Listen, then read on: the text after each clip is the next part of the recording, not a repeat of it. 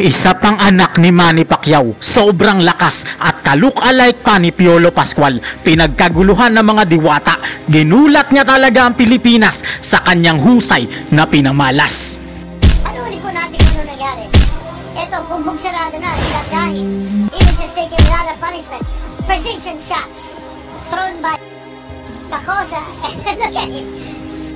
Kinilabutan talaga si Bobby Pacquiao na masaksihan ang bangis ng kanyang pamangkin na anak ni Manny Pacquiao.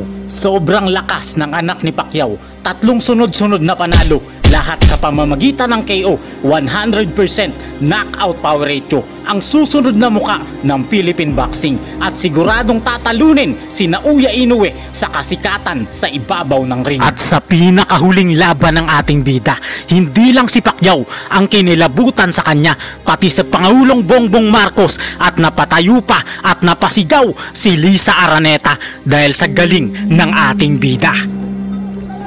Uy, bagsak!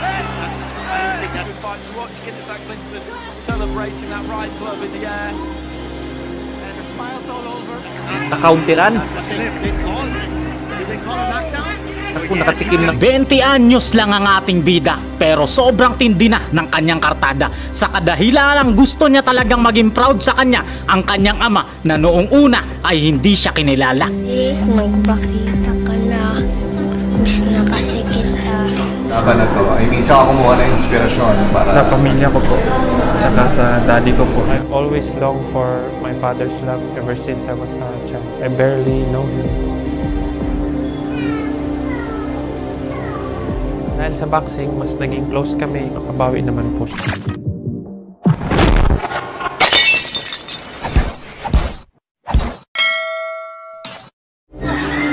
Pakpakan na kaagad. Pagandaw, attacking Eman Bacosa. Pagandaw! Nice one, Eman. 30 seconds, first round knockout ang ginawa ng bagitong boksingerong ito. At dahil dito, nakilala na siya ngayon at ipinagmamalaki ng kanyang ama sa buong mundo. May isang bata na sabik sa pagmamahal ng kanyang ama ang gumulat sa mundo ng boxing. Si Emmanuel Bacosa Pacquiao Jr. ay ang anak sa labas ni Manny Pacquiao. Mula sa kanyang unang laban na nauwi sa tabla ay sinanay na siya ng kanyang ama. Itinuro ni Manny ang mga galaw at diskarte, kaya naman sa pangalawa niyang laban ay naging halimaw na ito katulad ng kanyang ama. 30 seconds first round knockout ang inabot ng kalaban niya. Jamat in September. Last year, ito na po. Pakpakan na kaagad. Pagandaw, attacking Eman Bacosa. Pagandaw! At sa pangalawa niyang laban kontra kay Gerson Baclohan ng Mandawi City, binugbog niya ito at brutal KO talaga ang inabot niya sa anak ng pambansang kamao. Swinging wildly is Bacosa. Hiding almost by instinct. He's hurt. Round number 2, ito panulit po natin. Right hand connected. The left hand. And going down.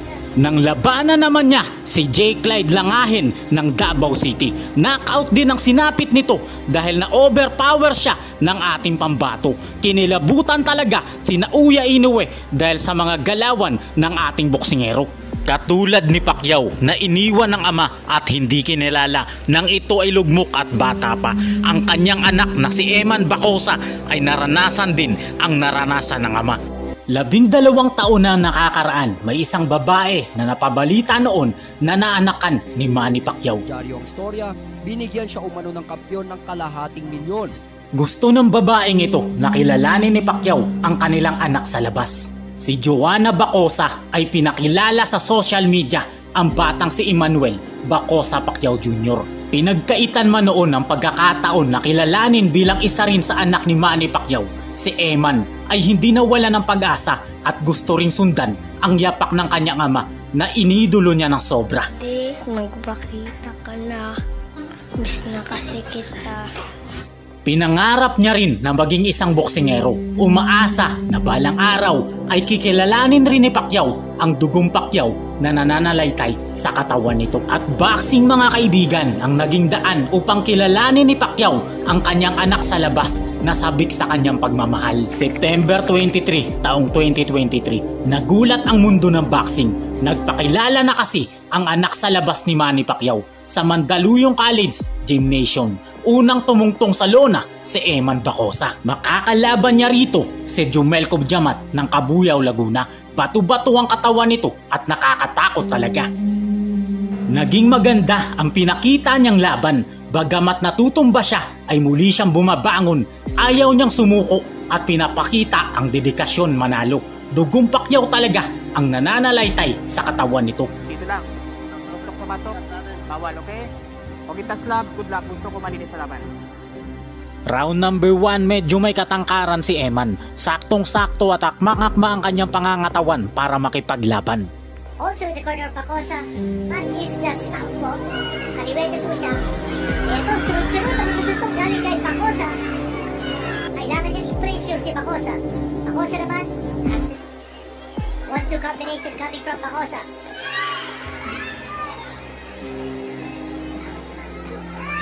Oh, shot! Left hand scored by Bacosa. Bacosa fighting back.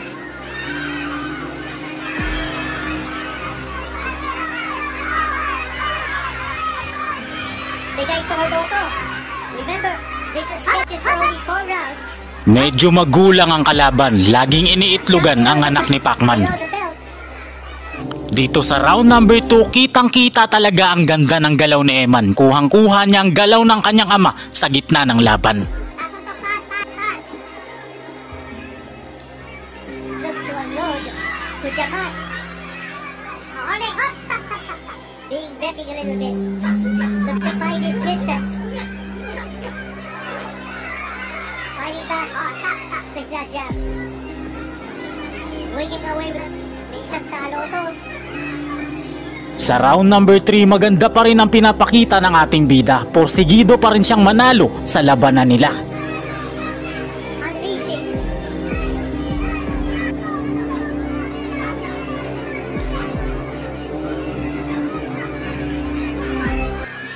Pin against the ropes. Bacosa turning things around. Now he scores with the combination. The crowd is clearly on the side of Eman Bacosa. There, I think that's 10.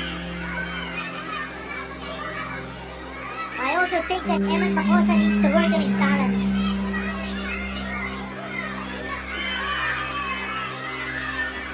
Sa round number 4, todo na ang labanan at maganda ang kanilang naging palitan. Now he's giving it all he's got. And you heard the referee, Sammy Verdeman asking kaya ba?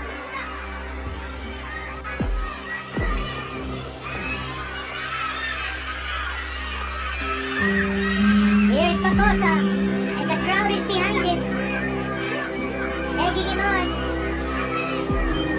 A minute to go. Pagkatapos ng 4 na round na bakbakan ay naging tabla ang resulta.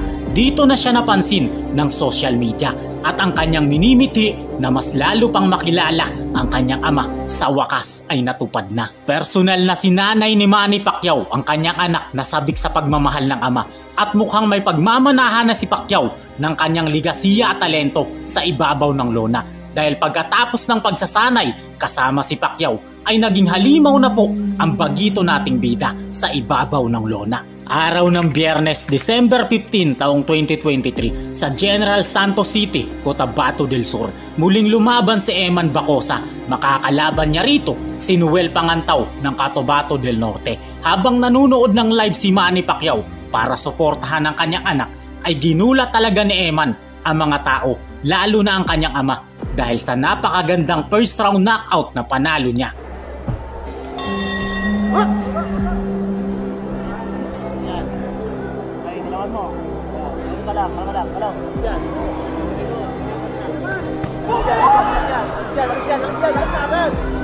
Huwag kang mga dyan, alis na!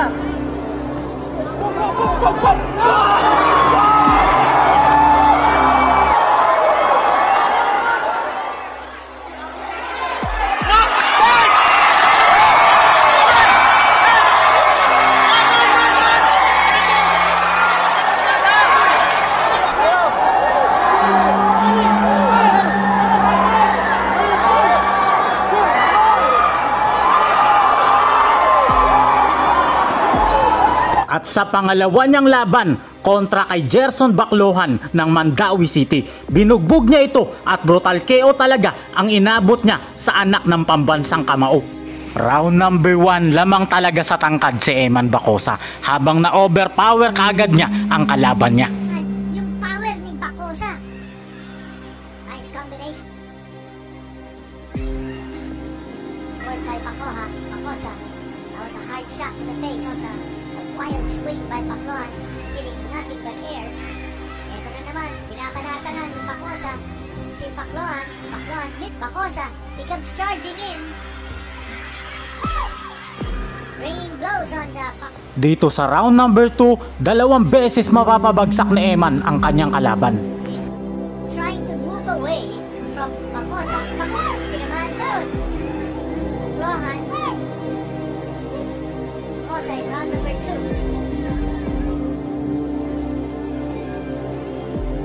In the defensive side.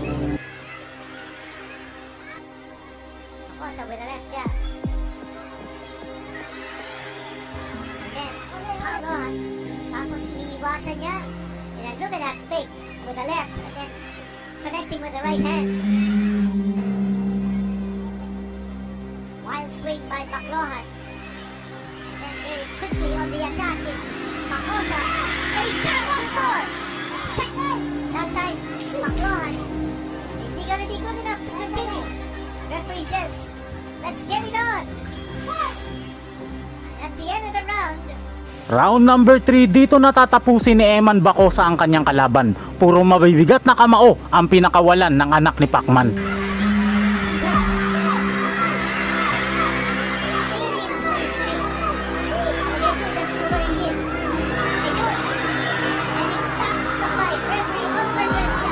Makalipas lang po ang isang buwan ay muling lumaban si Eman Bacosa. Si J. Clyde Langahin ay nilabanan niya sa presteryosong Okada. Pero katulad ng mga nauna niyang laban, round 3 lang din ang itinagal ng kanyang kalaban. Wala nang intro-intro, round 3 na kaagad dito. Duguan na dito ang kalaban ng ating pambato at dito na niya tatapusin ang kalaban niyang boksingero.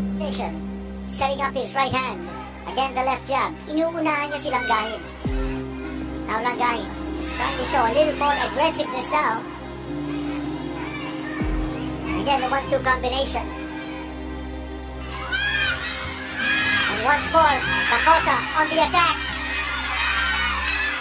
Langahin almost going down. A lot of punches being thrown here. And more punches. And referee might want to stop it. Kinilabutan talaga si Bobby Pacquiao sa anak ng kanyang kapatid na si Manny Pacquiao.